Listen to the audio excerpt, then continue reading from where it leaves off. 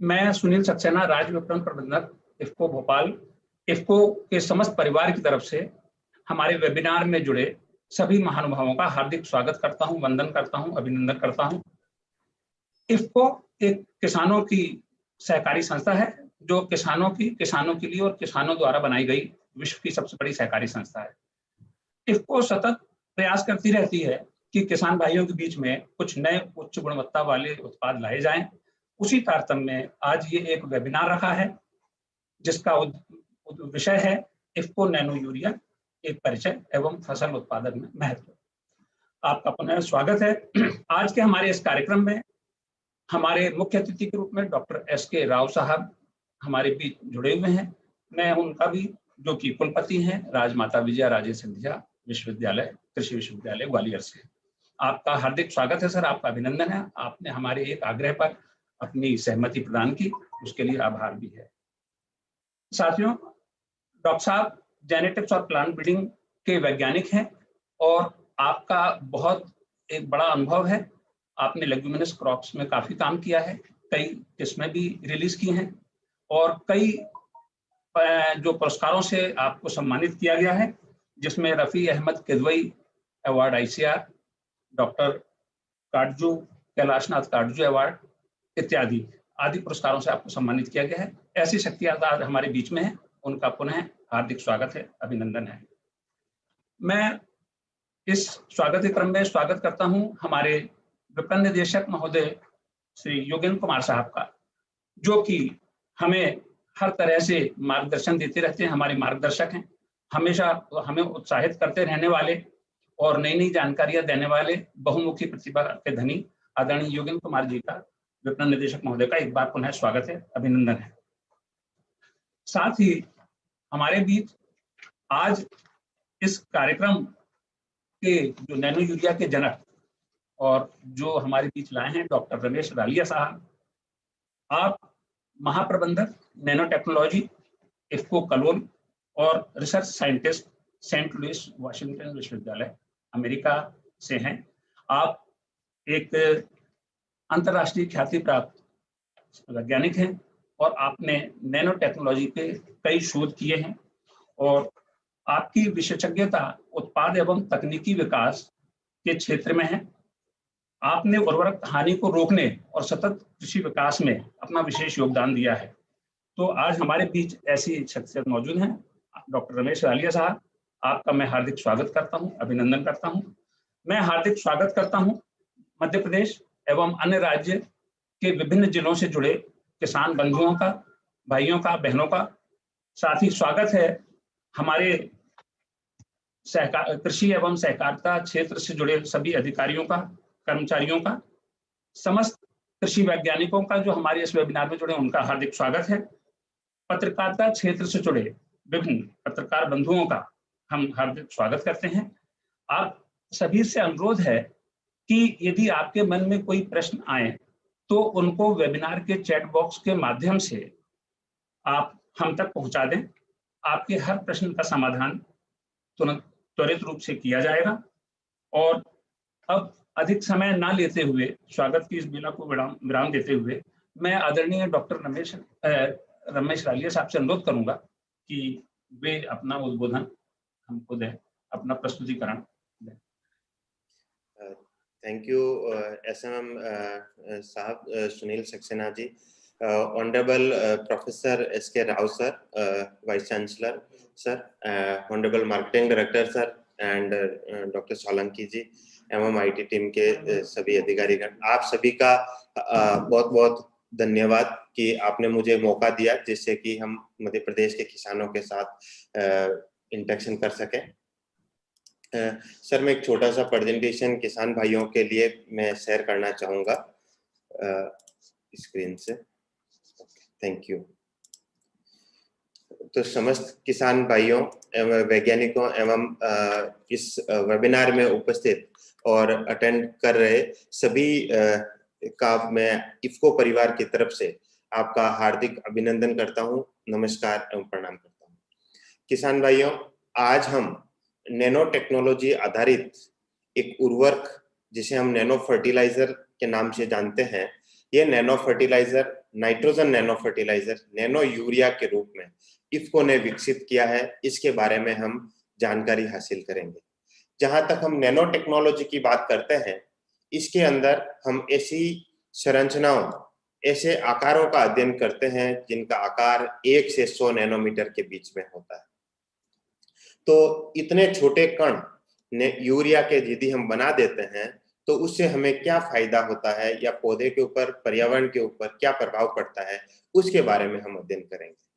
क्योंकि आज हम विशेष प्रकार से मध्य प्रदेश के किसानों के साथ जुड़े हैं, तो मध्य प्रदेश के बारे में यदि बातचीत करें तो मध्य प्रदेश कृषि के क्षेत्र में बहुत ही महत्वता रखता है भारत देश के परिदृश्य के रूप में। यहाँ पर विभिन्न प्रकार की फसलें उगाई जाती है, जैसे कि rice, wheat, sugar cane, millets, pulses and vegetables like that. यदि इन सभी फसलों की बात करें तो इन सभी फसलों में एक प्रमुख तत्व की आवश्यकता जरूर होती है, वह है नाइट्रोजन फर्टिलाइजर। और ये केवल मध्य प्रदेश की बात नहीं है, पूरे दुनिया की भी बात करें तो वहां पर नाइट्रोजन, फास्फोरस, पोटेशियम जैसे तत्वों की कमी है सॉइल के अंदर, जिसकी वजह से एनपीके या नाइट्रोजन, फास्फोरस, पोटाश फर्टिलाइजर हम लोग डालते हैं।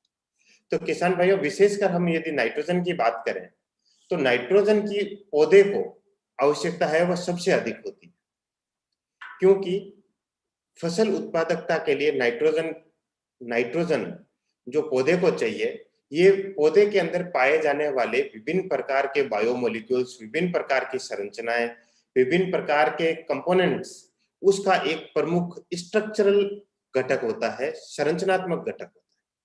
जैसे यदि हम प्रोटीन की बात करें, पौधे के अंदर जो प्रोटीन मिलता है, या कार्बोहाइड्रेट होता है, पौधा प्रकाश संश्लेषण की क्रिया से कार्बोहाइड्रेट बनाता है, स्टार्च बनाता है, या फिर क्लोरोफिल एक हरा कलर का पिगमेंट है। इस पिगमेंट के थ्रू पौधा प्रकाश की किरणों को अवशोषित करके प्रकाश संश्लेषण की क्रिया करता है, या फिर अमीनो एसिड से प्रोटीन्स बनाता है, या पौधे के अंदर पाई जाने वाली आनुवंशिक सामग्री जैसे डीएनए या आरएनए, इन सभी के संरचना का एक घटक नाइट्रोजन होता है। और इसी वजह से यदि हम देखें पूरे एक न्यूट्रिएंट के टेबल को देखें कि पौधे को करीब 14 से 17 प्रकार के आवश्यक पोषक तत्वों की आवश्यकता पौधे को एक संतुलित वृद्धि और विकास के लिए होती है, लेकिन उसके अंदर सबसे अधिक जिस तत्व की आवश्यकता होती है वह नाइट्रोजन की होती है, करीब 1.5% उसके ड्राई वेट के कंटेंट के अकॉर्डिंग। तो अब यदि हम देखें नाइट्रोजन तत्व विशेष प्रकार से जिस फर्टिलाइजर से हम लोग पौधों को देते हैं, वह उसमें से एक है यूरिया। आप इस बैग को देखकर बहुत आसानी से पहचान गए होंगे कि जो ये यूरिया जो हम लोग खेतों में जो डालते हैं, वह नाइट्रोजन के पोषक तत्व को प्रदान करता है। और जब संतुलित मात्रा में इस खाद का प्रयोग करते हैं तो वो पौधे की वृद्धि और विकास में सहायक बनता है। लेकिन यदि हम यूरिया का अधिक या असंतुलित रूप में उपयोग करते हैं तो ये बहुत सारे नुकसान करता है। यदि हम एक ग्राफ देखें, इस पिक्चर के अंदर आप देख रहे होंगे कि एक यूरिया का दाना हाथ से हम पौधों के ऊपर डाल रहे हैं, लेकिन यदि हम 2001 से लगाकर 2014 तक के आंकड़े जो लेटेस्ट मेरे पास उपलब्ध थे FAI के वेबसाइट से, उसके अंदर देखें तो लगातार हम जो नाइट्रोजन का फर्टिलाइजर है तो उसकी जो खेत में उपयोग करने की जो दर है वो लगातार बढ़ रही है, कंजप्शन लगातार बढ़ रहा है फर्टिलाइजर से। उसका कारण है, इसीलिए मैं कहता हूं कि अधिक या असंतुलित उपयोग।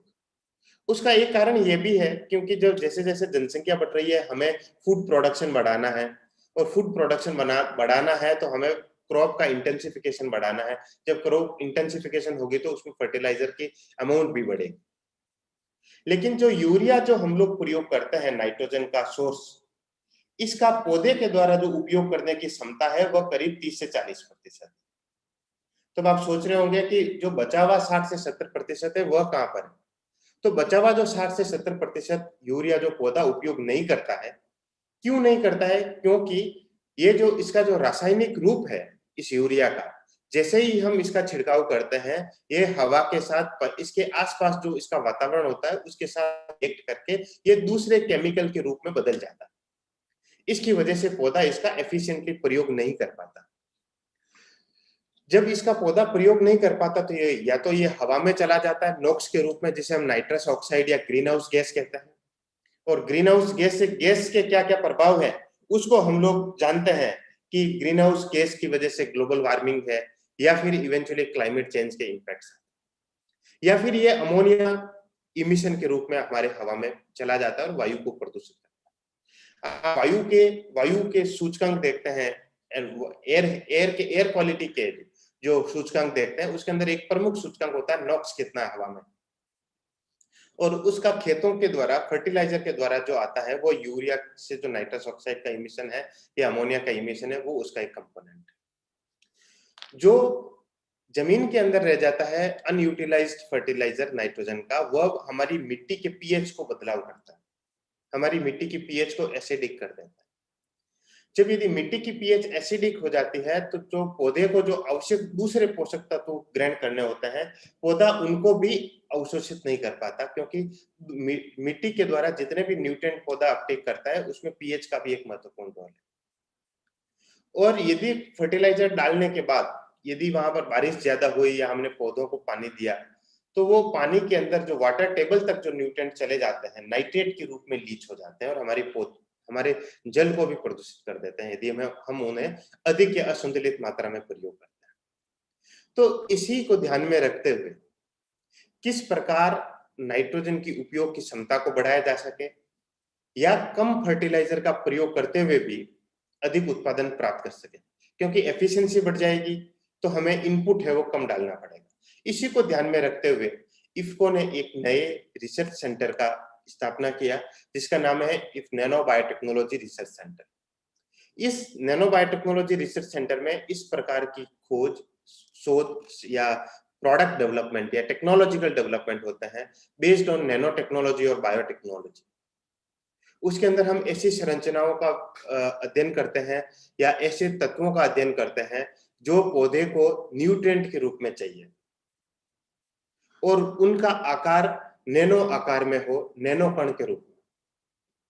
और हम यदि नैनो कण की बात करें तो 1 नैनोमीटर 1 मीटर का 1 अरबवां हिस्सा होता है। इतने छोटे कणों का विकास और उन कणों के विकास के बाद उनका पौधों के ऊपर उपयोग कि किस प्रकार वो टिकाऊ खेती में सहयोग कर सके। और इसी का एक उत्पाद बना है IFFCO nano urea. Nano urea पौधों को नाइट्रोजन उर्वरक देता है और इसकी उपयोग पौधे के द्वारा उपयोग करने की क्षमता साधारण यूरिया की तुलना में बहुत अधिक है। इससे पौधे का संतुलित विकास बहुत कम मात्रा में प्रयोग करने पर भी किया जा सकता है। और जब हम खेतों में रसायन का प्रयोग कम करेंगे तो सर्टेनली ये हमारी सॉइल हेल्थ को भी इम्प्रूव करेगा। पौधे के द्वारा अन्य जो तत्व उपभोग करने हैं, अपटेक करने हैं, उनके अंदर में भी हेल्प करेगा। और जहां तक हम साइज की बात करें, जैसे मैंने बताया 1 नैनोमीटर 1 मीटर का 1 अरबवां भाग होता है। तो यदि देखें हम कि नैनो यूरिया का पार्टिकल, नैनो यूरिया के कण का आकार कितना है, तो आप इस फोटो में देख रहे होंगे कि एक तरफ तो साधारण यूरिया है और सेंटीमीटर का स्केल लगा नीचे, और दूसरी तरफ नैनो यूरिया है या नैनो कण। नैनो यूरिया का एक कण जो प्रतीकात्मक रूप से फोटो यहाँ पर लगा है, नैनो यूरिया का एक कण करीब 32 नैनोमीटर का होता है एवरेज। और दूसरी तरफ यदि हम साधारण यूरिया की बात करें तो वह करीब 1 मिलीमीटर से 3 मिलीमीटर आकार का होता है। और यदि हम इसके भार की तुलना करें कि एक कण यूरिया का उसके बराबर भार के नैनो कण नैनो यूरिया के, तो किसान भाइयों एक यूरिया का कण करीब 55,000 नैनो यूरिया के कण के बराबर होता है भार में यदि बात करें।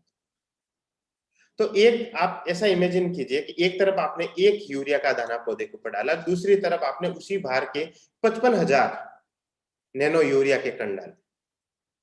तो इतना अधिक कणों का जब एक्सपोज करते हैं तो पौधा उसको इफेक्टिवली अपटेक कर लेता है, क्योंकि इनकी साइज छोटी होती है। लेकिन साइज छोटी होने की वजह से यदि कणों की संख्या अधिक बढ़ गई और उनका सतह का क्षेत्रफल को यदि हम कैलकुलेट करें वॉल्यूम की तुलना में, तो सतह का क्षेत्रफल नैनो यूरिया का करीब 10,000 गुना अधिक होता है। और सतह का क्षेत्रफल अधिक होने से क्या होता है कि पौधा इसको इफेक्टिवली एक तो नैनो साइज की वजह से अपटेक कर लेता है, और दूसरा एक साइंस की भाषा में जिसे कहते हैं नैनो बायो इंटरेक्शन बढ़ जाता है। इंटरेक्शन बढ़ने की वजह से जो भी पार्टिकल अपटेक होता है वो इफेक्टिवली पौधे के अंदर मेटाबोलाइज होता है और इफेक्टिवली उसको इंटरेक्ट कर पाता है। और दूसरा, ये जो नैनो यूरिया है ये पॉजिटिवली सरफेस चार्ज्ड है और हमारी जो पौधे की जो लीफ है, जो पत्ती है, उसका जो सरफेस है वो नेगेटिवली सरफेस चार्ज होता है। तो जब हम इन nano particles, positively surface charge nano particle को स्प्रे करते हैं तो ये पौधे के द्वारा बहुत इफेक्टिवली एब्जॉर्ब होकर के इसको मेटाबोलाइज हो जाता है। इस नैनो यूरिया को प्रयोग करने के लिए हमें इस नैनो यूरिया की बोतल में से 2 ml लेना है और पौधों की पत्तियों के ऊपर इसका पौधे के जीवन चक्र में 2 बार छिड़काव करना है। पहला छिड़काव करीब 15 से पौधा के अंकुरण होने के करीब 30 दिन बाद और दूसरा पहले स्प्रे के करीब 15 से 20 दिन बाद या फूल आने से करीब सप्ताह भर पहले इसका स्प्रे करना है। अब आपके पास खेत के अंदर यदि मेजरिंग सिलेंडर नहीं है तो जो नैनो यूरिया की जो बोतल है, इस बोतल के ऊपर वो मेजरिंग लिखा हुआ है। जब आप उसको निकालेंगे तो उसका मेजरिंग आएगा और इसका जो ढक्कन है वो 25 ml का है। तो उसको आप बैक पैक, जो किसान भाई जिसके बैक पैक में पीछे पीठ के पीछे जो टंकी लगी हुई है, इसके अंदर करीब 1 ढक्कन मिलाना है और करीब 17 से 18 लीटर जो पानी आता है वो ऐड करना है और पौधों की पत्तियों के ऊपर उसके जीवन चक्र में 2 बार स्प्रे करना है। जब हम इस नैनो पार्टिकल, नैनो यूरिया को पौधों की पत्तियों के ऊपर स्प्रे करते हैं और ये जो पार्टिकल है, जैसा मैंने बताया, पॉजिटिवली चार्ज पार्टिकल है, जब इनको हम पौधों की पत्तियों के ऊपर स्प्रे करते हैं तो हमारे पौधों की पत्तियों का जो सरफेस है वो नेगेटिवली चार्ज होने के साथ साथ उनके ऊपर छोटी छोटी संरचनाएं होती है, छोटे छोटे छिद्र होते हैं जिन्हें हम स्टोमेटा कहते हैं, स्टोमेटा या रंध्र कहते हैं। स्टोमेटा के साथ एक और संरचना होती है जिसे हाइडेथोट्स कहते हैं। ऐसी संरचनाओं के द्वारा पौधा इन नैनो पार्टिकल्स को अपटेक कर लेता है, अवशोषित कर लेता है। किसान भाइयों, आप इस फोटो के अंदर एक देख रहे होंगे कि एक पौधे का स्केच बना हुआ है और उसके पास में कुछ लाइन से स्केच बना हुआ है। ये स्केच हम यदि पौधे की पत्ती को, इसको बहुत छोटे भागों में काटकर सूक्ष्मदर्शी में देखते हैं तो कुछ इस प्रकार की संरचनाएं दिखती है। ये जैसा आप स्केच देख रहे होंगे लाइंस की, इन संरचनाओं में यह दिखाया गया है कि पौधा किस तरीके से इन नैनो पार्टिकल्स को इफेक्टिवली एब्सॉर्ब करता है या अपटेक करता है। एक बार जब ये नैनो यूरिया पौधे के द्वारा अपटेक कर लिया जाता है तब ये सोर्स से सिंक जहां पर है, वहां से जहां पौधे को जरूरत है, जैसे जड़ में है या नई आने वाली पत्तियों में है या अन्य शाखाओं की पत्तियों के अंदर है, वहां पर सोर्स से सिंक की तरफ इसका फ्लोएम लोडिंग या फ्लोएम ट्रांसलोकेशन के थ्रू इसका ट्रांसपोर्ट होता है। और चूंकि ये पार्टिकल फॉर्म में अपटेक होता है तो ये जो जिस फॉर्म में पौधे को नाइट्रोजन चाहिए वो फॉर्म पौधे के अंदर जाकर के इसको पार्टिकल के रूप में जब अपटेक होता है तो पौधे के अंदर जाकर के रिलीज करता है, तो ये इफेक्टिवली इसका मेटाबोलाइज कर पाता है। ये इसका साधारण यूरिया की तुलना में ये इसका डिफरेंस है या फर्क। अब हमने ये पाया कि जब हम, हमारा जो उद्देश्य है नैनो यूरिया को लाने का, उसका एक उद्देश्य ये भी है कि किस प्रकार हम जो आज अधिक मात्रा में जो रासायनिक उर्वरक या यूरिया का रासायनिक उर्वरक का उपयोग हम खेतों में कर रहे हैं, इसका किस प्रकार से हम कमी कर सकते हैं। आपने प्रधानमंत्री जी को भी लाल किले की प्राचीर से भी सुना होगा, 15 अगस्त की स्पीच में, या फिर बाद में भी जब वो किसानों से इंटरेक्शन करते हैं, उसमें उन्होंने एक चिंता जाहिर की कि क्या किस प्रकार हम यूरिया के प्रयोग को कम कर सकते हैं, आधा कर सकते हैं या ग्रेजुअली कम कर सकते हैं। और ये केवल भारत की बात नहीं, पूरे विश्व भर में भी इसी प्रकार की बात हो रही है कि किस प्रकार हम यूरिया के प्रयोग को या दानेदार यूरिया के प्रयोग को कम कर सकते हैं, क्योंकि इससे जो होने वाले ग्लोबल वार्मिंग के इम्पैक्ट्स, क्लाइमेट चेंज के इम्पैक्ट्स या एनवायरमेंटल इम्पैक्ट्स है, उसको मिनिमाइज किया जा सके, उसको कम किया जा सके। और इसीलिए नए नए प्रकार की नाइट्रोजन में नए नए प्रकार की खोजें हो रही है, नए नए प्रकार के शोध हो रहे हैं। जब हमने, आप इस स्लाइड में देख रहे होंगे कि एक तरफ तो हमने 100% यूरिया डाला, दूसरी तरफ हमने 50% यूरिया को कम किया और उसकी जगह हमने नैनो यूरिया का प्रयोग किया। और आप फोटो में देख रहे होंगे कि दोनों प्रकार के पौधे आपको लगभग बराबर दिख रहे हैं, लेकिन दूसरी तरफ आप देखेंगे कि जिस तरफ हमने 50% यूरिया को कम करके नैनो यूरिया का प्रयोग किया, वहां पर हमें फसल उत्पादन में, ग्रेन यील्ड में जिसे हम कहते हैं, ग्रेन यील्ड और बायोमास दोनों में वृद्धि हुई। और ये जो रिसर्च ट्रायल है ये पूरे देश भर में किए गए, नैनो यूरिया के ट्रायल्स देश भर में किए गए। आपने जो पहला फोटो देखा वो आनंद एग्रीकल्चर यूनिवर्सिटी गुजरात का था। आप दूसरा जो फोटो देख रहे हैं वो आपके अपने क्षेत्र मुरैना के कृषि विज्ञान केंद्र का है, जहां पर हमारे केंद्रीय कृषि मंत्री जी और माननीय प्रबंध निदेशक इफ्को के डॉक्टर अवस्थी जी, इन्होंने भी वहां पर विजिट किया इस ट्रायल का। और इन्होंने ये पाया कि जिस प्रकार हम 50% यूरिया के प्रयोग में कमी करते हैं, तब भी फसल में किसी प्रकार का उसके ग्रोथ में, उसके डेवलपमेंट में किसी प्रकार की कोई कमी नहीं होती। उल्टा उसके जो ब्रांचेज हैं या टिलरिंग है या स्पाइक्स हैं या ग्रेन पर स्पाइकलेट है, उनमें इंप्रूवमेंट है। किसान भाइयों, इस नैनो यूरिया का प्रयोग हम लगभग सभी प्रकार की फसलों में कर सकते हैं। आप फोटो में देख रहे होंगे स्क्रीन के ऊपर कि मैंने प्रतीकात्मक रूप से विभिन्न प्रकार की फसलों का फोटो लगाए हैं जहां पर इसका परीक्षण किया गया है। ये केवल प्रतीकात्मक फोटो है, हमने करीब विभिन्न प्रकार की 94 प्रकार की फसलों पर इसका परीक्षण किया है। आप देख रहे हैं कि इसमें मूंगफली की भी फसल है, इसमें फ्लावर्स की, फूल की भी फसल है, इसमें सब्जी की भी फसल है, गन्ने की भी है, चावल की भी है, गेहूं की भी है, कुकुम्बर की भी है जो ग्रीन हाउस के अंदर उगाया गया है, या मटर की भी फसल है, गोभी की भी फसल है।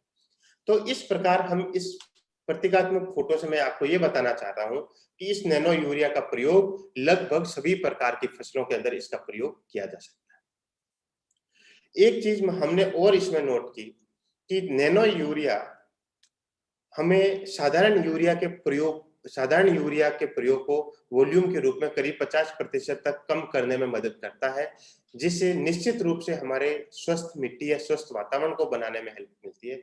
लेकिन जब हमने नैनो यूरिया के प्रयोग से जो अनाज उत्पाद हुआ या अनाज जो पैदा हुआ, उस अनाज का जब हमने न्यूट्रिशनल एनालिसिस किया, उस न्यूट्रिशनल एनालिसिस के दौरान हमने पाया कि जो पौधे से जो उपज प्राप्त होती है, उससे जो पौष्टिकता होती है, उस उपज की पौष्टिकता जिसे हम न्यूट्रिशनल पैरामीटर्स कहते हैं, उनके अंदर भी हमें वृद्धि पाई गई। जैसे आप इस टेबल में देख रहे हैं कि जैसे प्रोटीन का कंसंट्रेशन है, कार्बोहाइड्रेट है, फाइबर्स है, मिनरल्स है, इनके अंदर भी वृद्धि पाई गई जब हम 50% यूरिया का कम प्रयोग करके नैनो यूरिया का प्रयोग किया। तो ये न केवल हमारे जमीन की स्वास्थ्य को बनाए रखता है, लेकिन ये मानव के स्वास्थ्य को भी बनाए रखने में मदद करता है और वातावरण के स्वास्थ्य को भी बनाए रखने में मदद करता है। ये जो टेबल देख रहे हैं ये गेहूं की है। इसी प्रकार हमने सेब में भी प्रयोग किया, एप्पल में भी प्रयोग किया, और उसमें भी देखा कि एप्पल के फ्रूट के आकार में, नंबर ऑफ फ्रूट्स में वृद्धि किया, फ्रूट्स के आकार में वृद्धि किया। उसके साथ साथ उसके अंदर पाई जाने वाली शुगर कंटेंट्स में या उसके अंदर पाए जाने वाली मिनरल्स में भी इसका हेल्प। तो इस प्रकार नैनो यूरिया न केवल हमारे वातावरण को शुद्ध करता है, बल्कि हमें पौष्टिक उपज प्राप्त करने में भी हेल्प करता है। आजकल हम जो भी खाने की वस्तुएं खरीदते हैं शॉप से या मार्केट से, उन सब के ऊपर एक टेबल लगी हुई होती है कि उसकी न्यूट्रिशनल वैल्यू कितनी है, उसके अंदर प्रोटीन, कार्बोहाइड्रेट, फाइबर, मिनरल्स कितने हैं।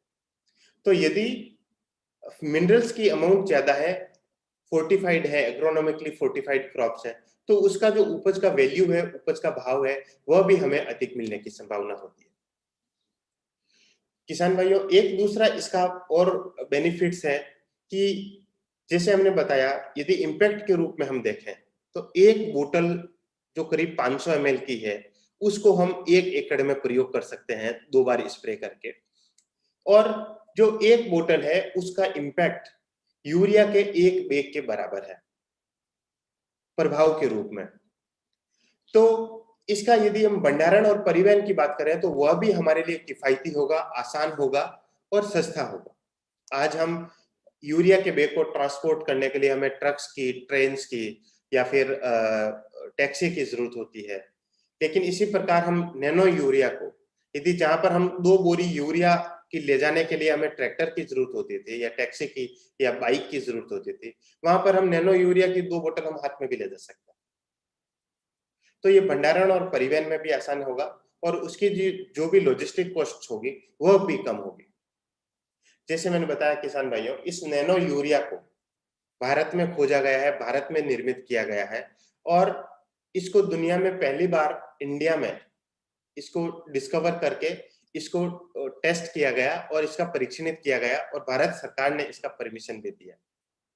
इसको भारत के करीब 11,000 से अधिक खेतों में और 94 से अधिक फसलों में और भारतीय कृषि अनुसंधान परिषद के करीब 20 से अधिक कृषि अनुसंधान संस्थानों, विश्वविद्यालयों और कृषि विज्ञान केंद्रों पर इसका परीक्षण किया गया।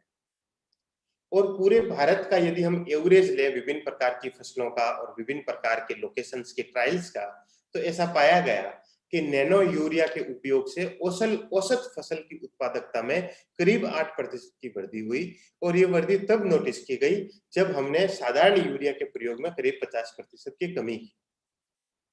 तो इससे जो हमारा जो राष्ट्र का एम है कि किस प्रकार हम रासायनिक यूरिया के प्रयोग में कमी ला करके हमारी फसल उत्पादकता को बढ़ाए, उसमें ये सहयोग करेगा और इससे हमारे वातावरण को भी हेल्प मिलेगी।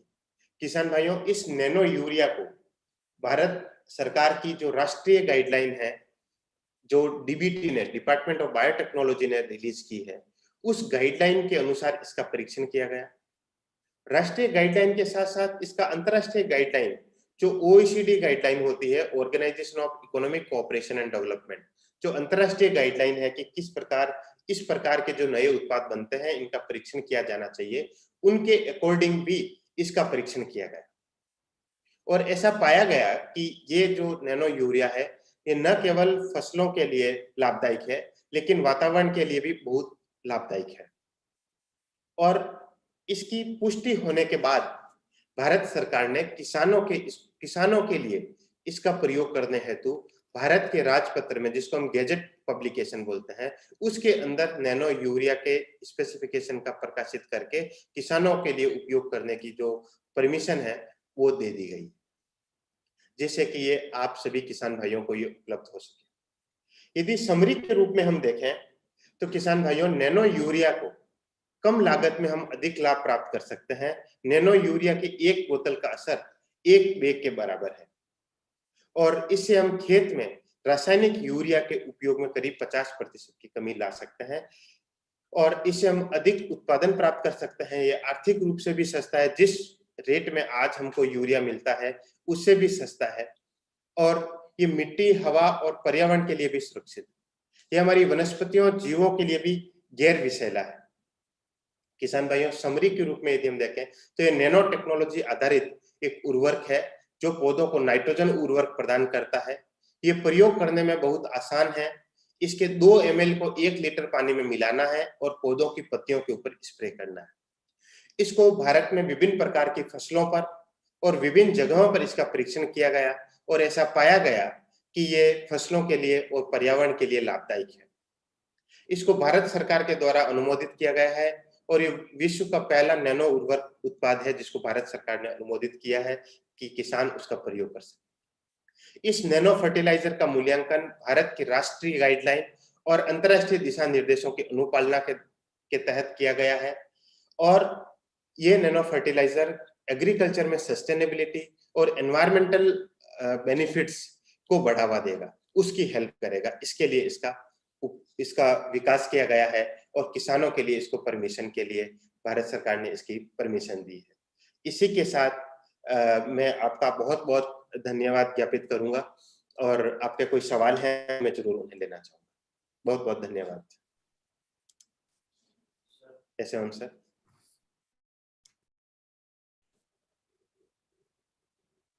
सर म्यूट है सर आपका। सर अनम्यूट करना पड़ेगा आपको। डॉक्टर आलिया, धन्यवाद आपको बहुत अच्छे प्रेजेंटेशन के लिए। लेकिन इसमें कुछ ऐसे सवाल हैं जिनको आपको आंसर देना है। कुछ क्या, सारे सवाल बहुत अच्छे हैं।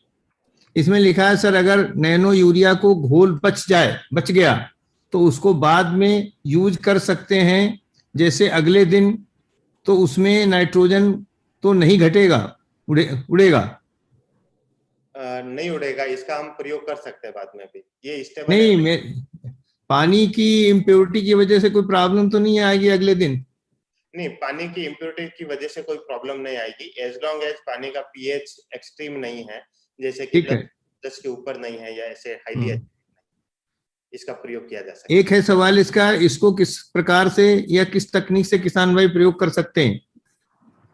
इसको इस नैनो यूरिया का सॉल्यूशन को 2 ml लेकर के 1 लीटर पानी में मिलाना है और पौधों की पत्तियों के ऊपर स्प्रे करना है। इसको केवल फोलियर स्प्रे होगा इसका, और कोई तरीका नहीं है? जी सर। 1 हेक्टेयर में कितना डालना है? 1 एकड़ में जो है वो आधा लीटर की बोतल है, वो 1 एकड़ के लिए है। हाँ, तो 1 हेक्टेयर के लिए 2.5 बोतल हो गई मोटा मोटा। हाँ जी सर। तो 1 हेक्टेयर के लिए 2.5 बॉटल हो गई, और 1 एकड़ में भी जो 1 बॉटल डॉक्टर आलिया बता रहे हैं उसको 2 बार में प्रयोग करना है। और 1 सेकंड के लिए परमिशन लेना चाहूंगा कि हेड ऑफिस से मुझे कॉल आ रहा है, तो मैं उसको अटेंड कर रहा हूं सर। हाँ करो, आप करो, हमको दे देते जवाब। जी सर। आप म्यूट करके कर लो। इसमें 1 हेक्टेयर में जैसे आपने 2.5 बॉटल बनेगा तो 2 बार इसका स्प्रे करना है। एक प्रारंभिक वृद्धि की जो अवस्था होती है उसमें टिलरिंग निकल हो रही होती है उस समय, और दूसरा पुष्पावस्था के पहले। कुछ लोग इसका 3 बार भी प्रयोग करते हैं, और उसमें जहाँ पे ज्यादा नाइट्रोजन की रिक्वायरमेंट है वहां पे पुष्पावस्था के बाद भी करते हैं, जब फलियां आने लगती हैं। तो कोई चीज है इसमें, इस तरीके से इसका प्रयोग करना चाहिए। अभी एक और क्वेश्चन है इसमें, 1 हेक्टेयर में हो गया। अब इसके बाद में है, have IFFCO have taken any trial on paddy crop and what is the nutrition value? अभी न्यूट्रिशन वैल्यू की टेबल डॉक्टर आलिया दिखा रहे थे, उसमें पैडी शामिल है, उसकी न्यूट्रिशन वैल्यू बढ़ती है।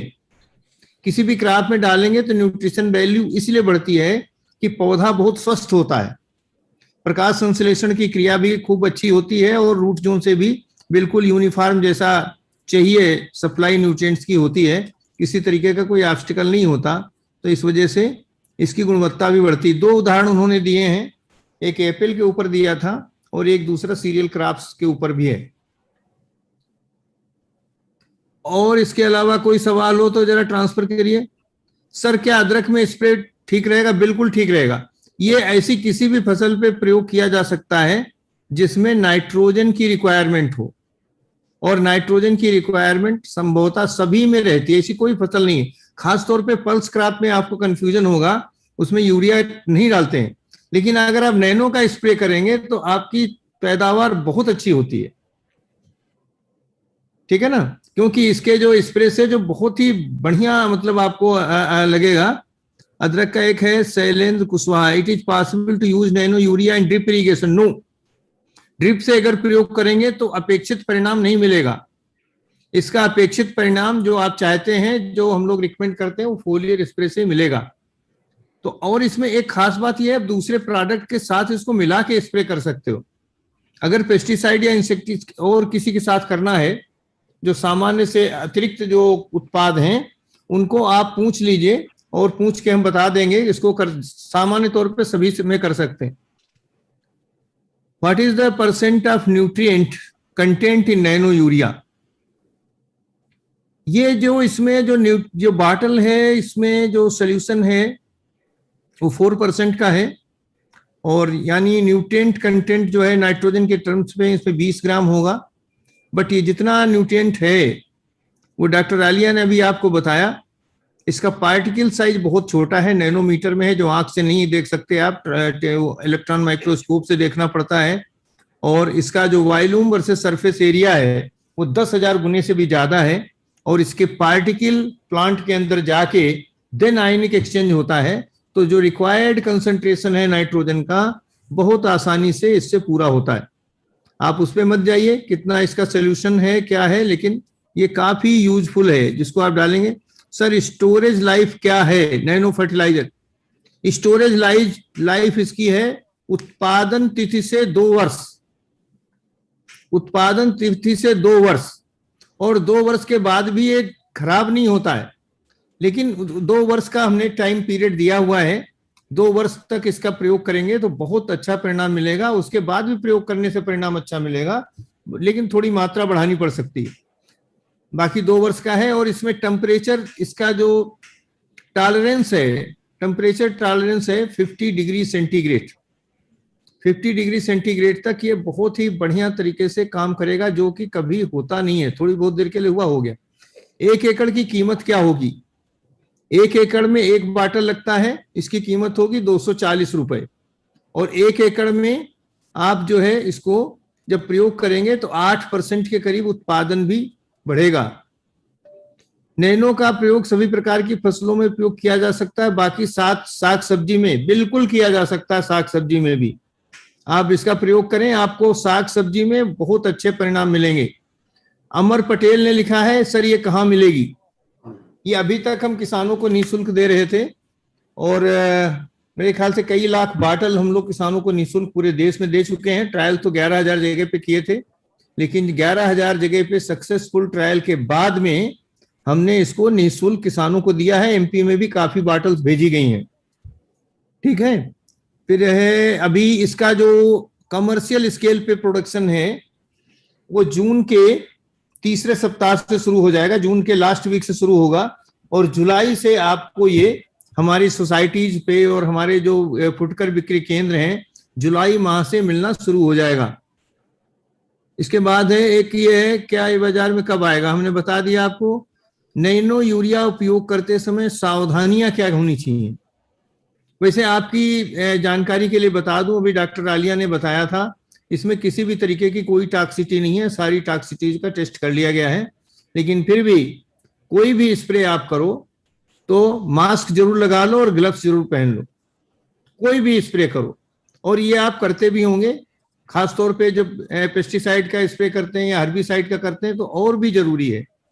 इसमें तो एक बार आप छोड़ भी सकते हो, लेकिन मैं आपसे ये रिक्वेस्ट करूंगा कि इस तरीके का कोई भी स्प्रे आप करते हो तो आप मास्क जरूर लगाओ और ग्लव्स जरूर पहनो। मास्क नहीं है तो अंगोछा ठीक से बांध लो नाक के ऊपर, जैसे गांव में लोग करते हैं, और ग्लव्स भी जरूर हो तो अच्छा है। और इसके बाद में क्या है आपका सवाल? सप्लाई सिस्टम बुकिंग और उपलब्धता की प्रोसेस रहेगी श्री देव कृषि बाजार नीमच? ऐसा कुछ भी नहीं होगा। आप अपनी मांग देंगे हमारे क्षेत्र अधिकारी को और मांग के अनुसार आपको ये FOR डिलीवरी दी जाएगी, इसकी व्यवस्था हम करेंगे। और ये आप मांग अभी देना शुरू कर सकते हो, उसमें कोई दिक्कत नहीं है। और कोई सवाल आपका हो? ठीक है, सारे सवाल कवर हो गए? सर किसानों का एक सवाल था कि इसको दवाइयों के साथ मिला के या सागरिका हाँ कर सकते हैं, लेकिन ऐसी कोई विशेष दवा है या आपको अभी इस तरीके के? हमारे जो स्टेट मैनेजर हैं गुजरात के, उन्होंने 46 केमिकल्स को डॉक्टर आलिया को उपलब्ध कराया है। उन 46 केमिकल के साथ कॉम्पेटिबिलिटी क्या होगी ये हम आपको बता देंगे, लेकिन इसकी कॉम्पेटिबिलिटी जो अभी टेस्ट है वो आप जिंक नैनो के साथ मिला सकते हो, जिंक कापर के साथ मिला सकते हो, और जिंक नैनो कापर। इसके अलावा आप सागरिका के साथ मिला के इसका स्प्रे बहुत ही बढ़िया काम करता है। सागरिका लिक्विड के साथ इसको मिलाएंगे, एक्सेलेंट स्प्रे, एक्सेलेंट रिजल्ट, बहुत ही बढ़िया रिजल्ट है उसका। एक अभी डॉक्टर आलिया ने शायद रेवाड़ी की स्लाइड दिखाई थी क्या? है रेवाड़ी का वो बताया था सर, न्यूट्रिशनल है। हाँ, तो ये जो है अभी इसको एक अभी सवाल ये था, ऑर्गेनिक फार्मिंग में यूज कर सकते हैं क्या? मेरे ख्याल से करने में कोई हर्ज नहीं है, क्योंकि इसमें कोई ऐसा केमिकल नहीं है जो हम लोग इसमें जो नैनो पार्टिकल है उसको डॉक्टर आलिया ने एक प्रोटीन लेयर से कोट किया है। उसमें जो यूज करते हैं ऑर्गेनिक पॉलीमर, वो पॉलीमर भी ऑर्गेनिक है।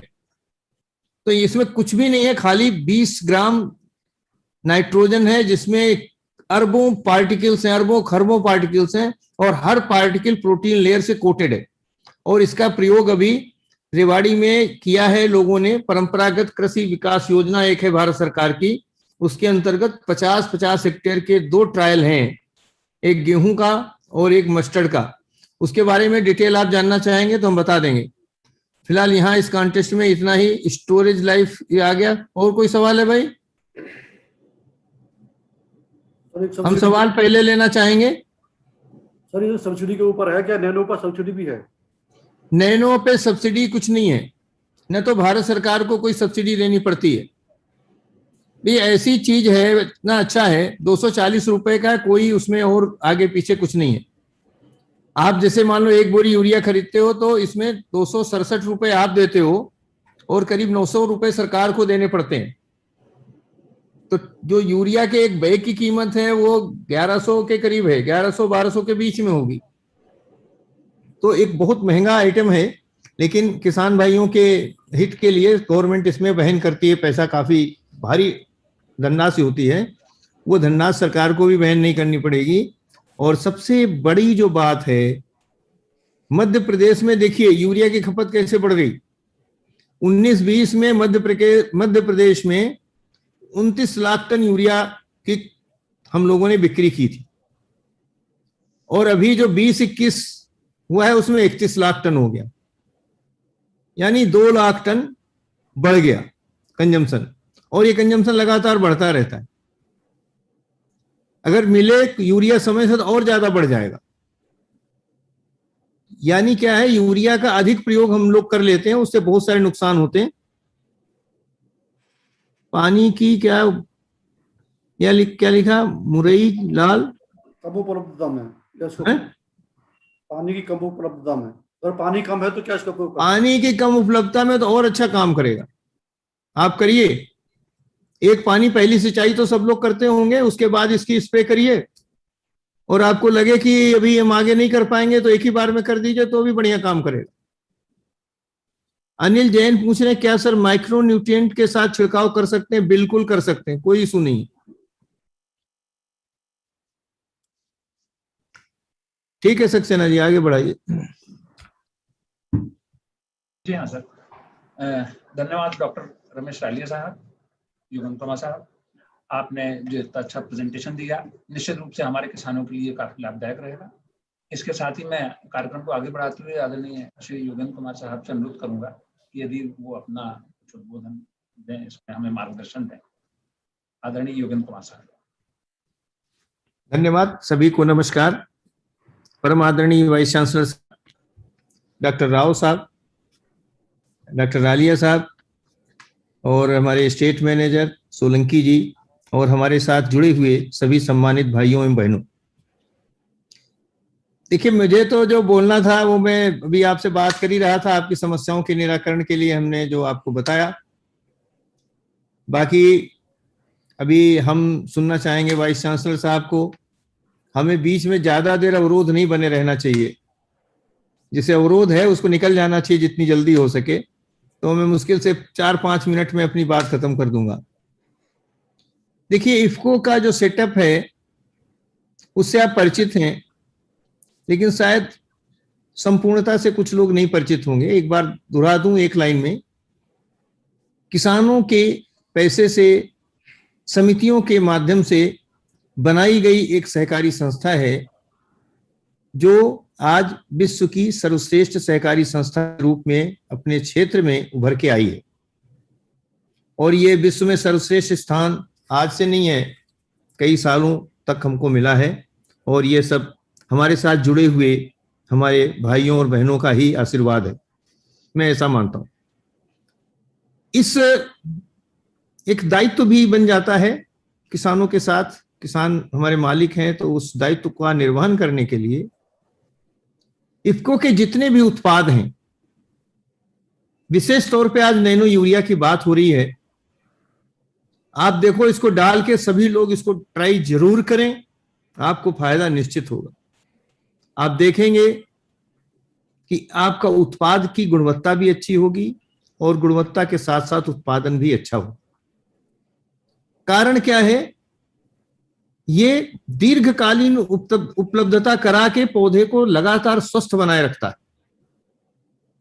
कभी भी यूरिया ज्यादा डालने से क्या होता है, कई बार यूरिया का उपभोग पौधे ज्यादा कर लेते हैं, लग्जूरियस कंजम्पशन हो जाता है, और उस लग्जूरियस कंजम्पशन के बाद में क्या क्या हानियां होती हैं किसान भाई हमसे ज्यादा जानते हैं। कीड़े मकोड़े भी ज्यादा लगते हैं, फसल देर से पकती है, बड़ी हो जाती है, दाने पतले हो जाते हैं, गुणवत्ताहीन हो जाती है, गुणवत्ता भी नहीं होती। तो वो सब चीजें इससे खत्म होती हैं। इसमें क्या, जैसे ही आप स्प्रे करेंगे पार्टिकल के रूप में, ये जाएगा पौधे के अंदर, और आवश्यकता के अनुसार आयनिक एक्सचेंज पौधे के अंदर होगा, और समान रूप से सबको मिलेगा। यानी समान रूप से जब पत्तियों में भी होगा और जड़ में भी होगा और सभी जगह पे होगा, तो पत्तियों में जब आवश्यक मात्रा में नाइट्रोजन होगा, तो डॉक्टर रालिया ने दिखाया आपको स्लाइड से कि क्लोरोफिल भी बनेगा, अच्छा प्रोटीन भी बनेगा, कार्बोहाइड्रेट भी बनेगा, कोशिका की संरचना भी अच्छी होगी और साथ में ऊर्जा का स्रोत भी ठीक होगा। जब ये सब चीजें ठीक हो जाएंगी, आदमी स्वस्थ होगा, तो बीमारी कीड़ा नहीं लगेगा और जो कुछ उसकी प्रोडक्टिविटी होगी, जो भी वो काम करेगा बहुत ही दक्षता से करेगा और इसी तरीके से बहुत ही अच्छा उत्पादन होता है। एप्पल का आपने देखा होगा, टेबल दिखाई थी डॉक्टर आलिया ने, क्या बढ़िया रिजल्ट था, हर तरीके का इंप्रूवमेंट था। रेवाड़ी का जो प्रयोग है वो एक बिल्कुल अद्भुत प्रयोग है। गेहूं में, सरसों में, बाजरा में, तिल में, 4 फसलों में प्रयोग किया है और उत्पादन 15 से लेकर के और 25% तक बढ़ा है। उत्पाद की गुणवत्ता इतनी अच्छी आई है कि किसानों को उत्पाद की ज्यादा कीमत मिली है। इस खेत में जो गेहूं बोया गया था, उस गेहूं के 1000 रुपए कुंटल तक अधिक दाम मिले। सरसों के दाम 500 रुपए कुंटल अधिक मिला, क्योंकि उसमें ऑयल कंटेंट ज्यादा था परीक्षण करने पे जब देखा गया। इसी तरीके से बाजरा और तिल का भी उत्पादन बहुत अच्छा हुआ और ये प्रयोग ऑर्गेनिक खेती में किया गया। उस वैज्ञानिक ने निश्चय किया, यद्यपि इस उत्पाद में कोई भी केमिकल मिला हुआ नहीं है, लेकिन इसको हम ऑर्गेनिक क्लेम क्यों नहीं करते, क्योंकि प्रोसेस केमिकल है और उस प्रोसेस में भी इतनी जटिलता नहीं है। हाईएस्ट टेम्परेचर 90 डिग्री सेंटीग्रेड हम रखते हैं, जबकि पानी 100 डिग्री सेंटीग्रेड पे उबलता है। तो ये सोच करके व्यवहारिक रूप से इसको ऑर्गेनिक के रूप में इस्तेमाल करके अच्छा उत्पादन, अच्छे गुणवत्ता वाला उत्पादन रेवाड़ी में लोगों ने लिया। एक रेवाड़ी में नहीं लिया, देश के अनेकों स्थान के ऐसी सक्सेस स्टोरी किसानों की हैं और संभवतः ऐसी सक्सेस स्टोरी कुछ हमारे मध्य प्रदेश की भी होंगी, जो सक्सेना जी और ये डॉक्टर सोलंकी बता सकते हैं। मुरैना की सक्सेस स्टोरी में खुद वहां मौजूद था, माननीय कृषि मंत्री जी मौजूद थे और उन्होंने चने के खेत में और गेहूं के खेत में जो देखा है वो बहुत ही बढ़िया क्रॉप थी, बहुत अच्छा परिणाम था। तो मैं केवल इतना आपसे रिक्वेस्ट करूंगा, इफ्को के उत्पाद अब केवल हम रासायनिक खादों तक सीमित नहीं है। आपको कोई सा भी बायो फर्टिलाइजर चाहिए, इफ्को का है। बायोडिकम्पोजर चाहिए, इफ्को का है। वाटर सॉल्युबल फर्टिलाइजर की पूरी श्रृंखला इफ्को की है। बायो पेस्टिसाइड हमने भी बहुत अच्छे बनाए हैं, 3 इफ्को के पास हैं। आपको इसके अलावा बायो स्टूमुलेंट की पूरी श्रृंखला हमारी है। सागरिका को सभी लोग जानते होंगे, ग्रेन्यूल्स और लिक्विड, बिल्कुल अमृत तुल्य उत्पाद हैं। इनको दोनों को मिला के स्प्रे कर दीजिए, नैनो यूरिया को और सागरिका को, आप फिर देखिए परिणाम देखते बनेगा आपको। आपकी फसल स्वस्थ होगी, आपकी फसल में रोग और कीड़े भी कम लगेंगे और आपका उत्पादन भी अच्छा होगा और साथ ही आप रासायनिक खादों के प्रयोग से मुक्ति पा सकते हैं। अभी डॉक्टर आलिया ने खाली नैनो नाइट्रोजन या नैनो यूरिया ही नहीं बनाया, इन्होंने नैनो जिंक बनाया था, नैनो कॉपर बनाया था। वो अभी फर्टिलाइजर कंट्रोल ऑर्डर में नहीं आए हैं, लेकिन उनका भी परीक्षण हमने 11,000 क्षेत्रफल पे किया था और 11,000 क्षेत्रों पे जो परीक्षण किया था उनके भी परिणाम बहुत अच्छे थे, वो प्रतीक्षित हैं। अभी अभी हाल ही में इस युवा वैज्ञानिक ने नैनो डीएपी का भी निर्माण प्रयोगशाला स्तर पे कर लिया और उसका टेस्ट भी हम लोगों ने कलोल, जहां पे हमारा एनबीआरसी है, वहां पे इसका परीक्षण भी हम लोगों ने कर लिया। लेकिन अभी किसान भाइयों के लिए थोड़ी जल्दी है, हो सकता है 1 वर्ष इंतजार आपको करना पड़े और 1 वर्ष इंतजार करने पे यदि हमारी सब चीजें ठीक रहीं, भारत सरकार ने इसको फर्टिलाइजर कंट्रोल ऑर्डर में प्रविष्टि दी, तो हो सकता है 1 साल बाद फिर हम मिलें तो हम नैनो डीएपी के साथ आपसे बात करें। और इतना बढ़िया उत्पाद बनाया है जिससे डीएपी की आवश्यकता ही समाप्त होने की स्थिति आएगी। आज कृषि के क्षेत्र में ही नहीं, तमाम क्षेत्रों में नैनो टेक्नोलॉजी का इस्तेमाल हो रहा है, आगे भी होगा और इफ्को भी इसमें पीछे नहीं रहेगा, क्योंकि आपने हमको बनाया है तो हम अपने उत्तरदायित्व को निभाने के लिए पूर्ण रूप से तैयार हैं। मैं बहुत समय नहीं लूंगा, केवल एक प्रार्थना करूंगा, आप अपनी संस्था के उत्पादों को जरूर अपनाइए।